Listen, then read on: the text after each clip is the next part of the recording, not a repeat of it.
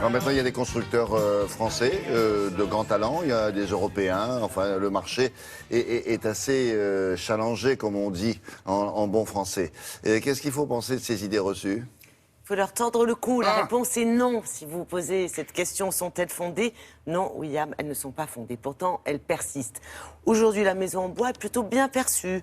Ça progresse, c'est 12 à 15% des constructions neuves, mais ça progresse doucement parce qu'on a encore des freins. Et ces freins, ce sont justement les idées reçues. Alors, de quoi s'agit-il? C'est à peu près toujours la même chose. C'est un peu le syndrome des 3 petits cochons. C'est-à-dire qu'une maison en bois, effectivement, ça peut prendre feu plus facilement qu'autre chose. Le bois, ça vieillit pas très bien. Et puis, il peut y avoir des insectes. Et puis, ça engendre de la déforestation. Et puis, au niveau du style, c'est du chalet ou du chalet. Tout ça est faux.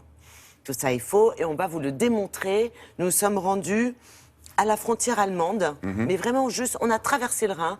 On est allé voir un constructeur qui travaille beaucoup avec la France, et notamment avec les Alsaciens, et qui va vous expliquer pourquoi tout cela n'est pas vrai. Vous voyez, cette maison-là, eh bien, c'est une maison en bois. Voilà. Là, déjà, ça vous démontre qu'au niveau du style, on peut avoir vraiment Vous pouvez lui un dire style très contemporain, que les gouttières, très sympa c'est pas à vivre. terrible de les mettre comme ça, là.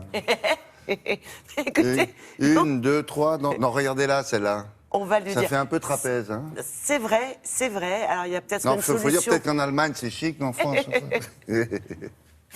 Bon, allez, Nous on y sommes va. rendus dans l'atelier de fabrication où on travaille, Ouais. où il sort à peu près 2 à 3 maisons Non, par jour. Elle est pas mal, celle-là. Ah ben, elle est pas mal quand Ouais. même. Regardez.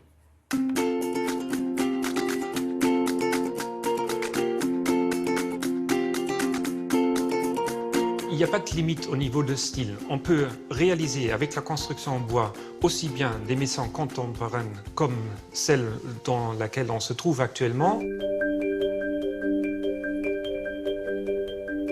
ou des styles coloniaux américains, par exemple, des styles classiques à colombage comme en Alsace. N'importe quel style se réalise avec la construction à ossature bois.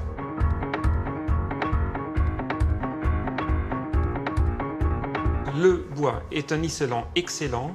C'est pour ça qu'on trouve pas mal de constructions en bois dans les régions froides, comme en Scandinavie ou en montagne. Donc, quand on regarde un mur, comment il est constitué, avec des panneaux en fibre de bois, l'ossature bois, laine minérale, etc., on est à 30 cm d'épaisseur. Si vous voulez avoir cette valeur-là, avec un mur en brique ou en béton, vous augmentez la taille ou l'épaisseur du mur et donc là vous perdez énormément de surface, de plusieurs mètres carrés par maison. Une maison en construction bois vieillit très très bien. Ça peut être par la construction elle-même qui protège le bois, mais aussi des matériaux qu'on utilise, comme par exemple un frein vapeur qui permet de contrôler le taux d'humidité qui entre dans le mur et qui en ressort. Donc tout ça, c'est fait pour protéger le bois. On n'a jamais eu des difficultés d'insectes ou d'humidité, de moisissure, parce que c'est la construction qui fait en sorte que le bois est protégé. En tant que constructeur de maisons en bois, nous avons exactement les mêmes normes anti-incendie à respecter que tous les autres constructeurs. Le bois qui se trouve dans nos murs est bien protégé par des matériaux qui ne brûlent pas, à savoir l'enduit minéral à l'extérieur et les plaques de plâtre à l'intérieur.